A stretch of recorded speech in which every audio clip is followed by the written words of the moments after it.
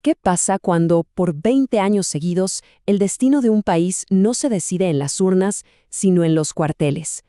Vamos a adentrarnos en un periodo fascinante y turbulento de la historia, donde una serie de golpes militares fueron cayendo uno tras otro como si fueran fichas de dominó, redefiniendo por completo el poder y la política. Para entender bien este ciclo, nos vamos a enfocar en 5 momentos que son clave. Primero, cómo el ejército se pone un nuevo sombrero, el de árbitro. Luego, cómo el fantasma del comunismo se usó de pretexto. Después, un escándalo de corrupción que, lo cambió todo. Veremos también una inesperada reforma agraria hecha por militares. Y al final, cerraremos con el legado que dejaron todas estas intervenciones. Y todo arranca aquí, en 1956. Con el derrocamiento del presidente Julio Lozano Díaz, se marca un antes y un después. Es la primera ficha de dominó que cae y con ella el ejército descubre que puede jugar un papel completamente nuevo en el tablero nacional. Y ese papel es el de árbitro político. A ver, ¿qué significa esto realmente? Pues básicamente que las Fuerzas Armadas se autoproclaman el juez supremo de la política. Ojo, no son un espectador más. Son un jugador que decide, por su cuenta, cuando las reglas de la Constitución ya no importan. Y es hora de intervenir. Por la fuerza, claro. Ahora demos un salto a 1963. La justificación para el siguiente gran golpe ya no es solo mantener el orden. No, ahora es la ideología.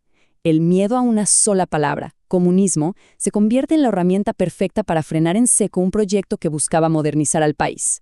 El presidente de ese momento, Ramón Villeda Morales, estaba impulsando una serie de reformas que, vistas hoy, parecen de lo más lógicas. Un nuevo código de trabajo, un sistema de seguridad social, una pequeña reforma agraria y, esto es crucial, la creación de una guardia civil, totalmente aparte del ejército. O sea, estaba intentando poner al país al día. Pero es justo aquí donde chocan dos mundos. Lo que para muchísima gente era un avance social necesario, para los sectores más conservadores, para el ejército y por supuesto para las poderosísimas compañías bananeras extranjeras, era una amenaza roja. Inaceptable. Calificaron todo de comunista, sobre todo la idea de una guardia civil que les quitaba el monopolio de las armas. Y con esa excusa, tomaron el poder. Y cuando parecía que todo era ideología, la trama da un giro digno de una película. El motor del cambio ya no es el miedo al comunismo, sino la corrupción. La más descarada.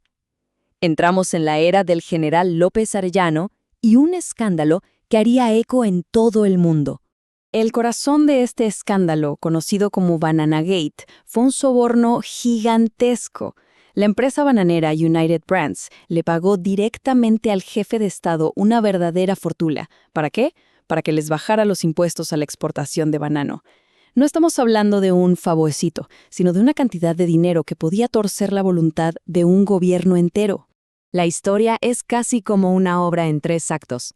Primero, el soborno millonario. Segundo, una investigación que arranca en Estados Unidos y destapa toda la trama. Y tercero, la caída.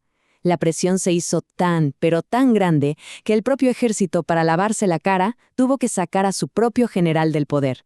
Qué ironía, ¿no? Un dictador militar no cae por las balas, sino por un cheque. Y justo cuando uno cree que ya lo ha visto todo, llegamos al capítulo más paradójico de esta historia. Los mismos militares que habían dado un golpe de Estado para frenar reformas sociales, ahora se convierten en sus principales impulsores. Increíble. Esto nos lleva a la pregunta del millón.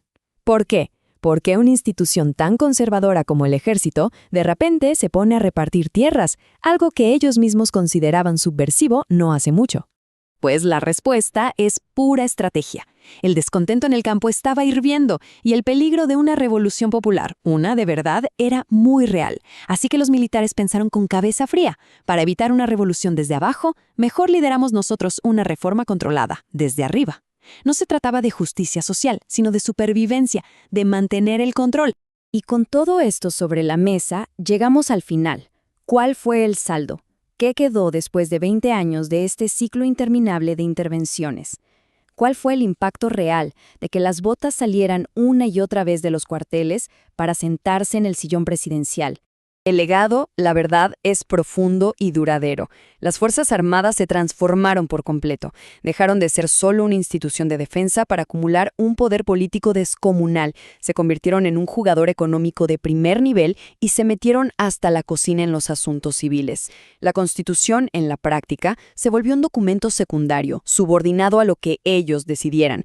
Y esto nos trae de vuelta a esa frase inicial, una que lo resume todo de una forma escalofriante. Durante 2 décadas, la ley más importante de la nación no salía del Congreso. No, la ley suprema se escribía en los cuarteles.